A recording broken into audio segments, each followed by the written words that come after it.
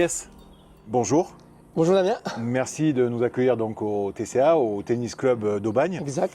Pour ceux qui ne te connaissent pas, est-ce que tu peux te présenter en quelques mots s'il te plaît? Bonjour tout le monde, je me présente Eliès Chaker, professeur de tennis au Tennis Club d'Aubagne et co-responsable de l'école de tennis et animation. Le TCA a une particularité déjà de t'avoir.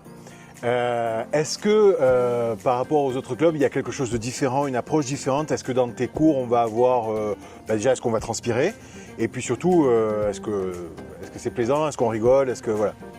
C'est une très bonne question, Le Tennis Club d'Aubagne, en tout cas, est très riche en termes de professeurs. Parce que moi, je suis spécialisé dans la prépa physique.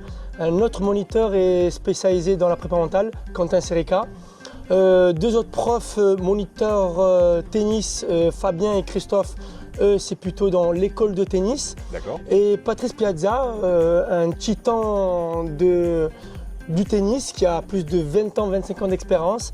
Et c'est un peu la différence des autres clubs parce qu'on a quand même une belle mixité de compétences. Moi j'ai une petite phrase en tête que moi à l'époque mon coach me disait: Federer sans sa raquette, il reste Federer. C'est pour cela que j'ai une petite phrase que j'ai répétée: ce n'est pas la raquette qui fait le joueur, c'est le joueur qui fait la raquette. Si on fait une faute technico-tactique ou qu'on boise ou X raison, c'est la faute du joueur et pas la faute de la raquette. Donc en plus de donner des cours donc au TCA, Exact. donc là tu organises cet événement le 27-28 juin, je le répète. Exactement. Alors concrètement, qu'est-ce que ça va apporter? Comment ça va pimenter en fait cet été ce tournoi? Tout simplement, c'est comme j'ai dit tout à l'heure, c'est une animation de fin d'année.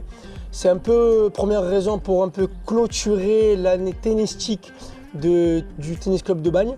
C'est un peu une grosse animation avec les parents, les enfants, les compétiteurs.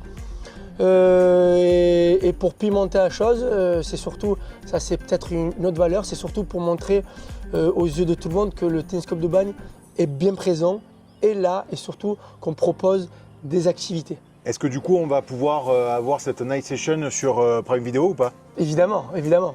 Et alors le cadre est juste magnifique. Pour ceux qui ne connaissent pas le TCA, vous êtes dans la verdure, il y a un silence Incroyable. incroyable.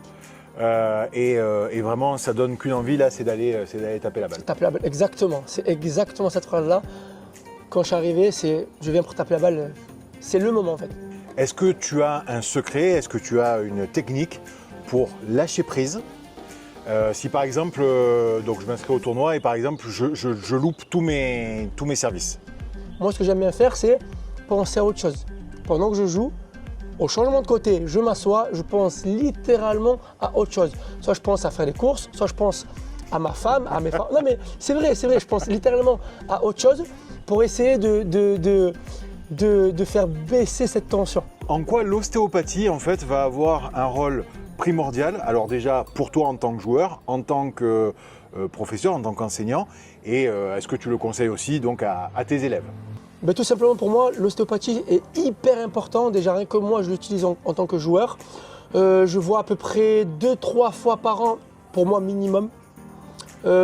Pourquoi je vais voir un ostéopathe? Tout simplement pendant mes phases de récupération, pour éviter les blessures, pour essayer de récupérer le plus vite possible. Parce que moi, en tant que préparateur physique et même joueur, déjà rien que moi, je m'entraîne à peu près tout sport confondu, à peu près 5-6 heures par semaine. C'est une obligation. Par rapport aux élèves, évidemment, tout dépend du public. Si c'est un débutant, je le conseillerais d'aller voir un ostéo une fois ou deux par an. Mais par contre, si c'est un compétiteur, dès que tu es dans ta phase récup, va le voir. Est-ce qu'il y a des sessions dans lesquelles on peut essayer de te battre? Déjà, c'est pas possible de me battre, déjà, première chose. Et deuxième chose, pendant le tournoi double nuit, potentiellement, vous pouvez venir pour faire des tests pour les groupes, parce qu'on a divers groupes, de débutants 4 ans jusqu'à compétiteurs.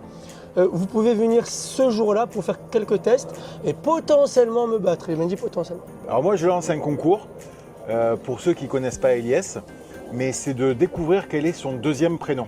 Ah, non, premier du coup.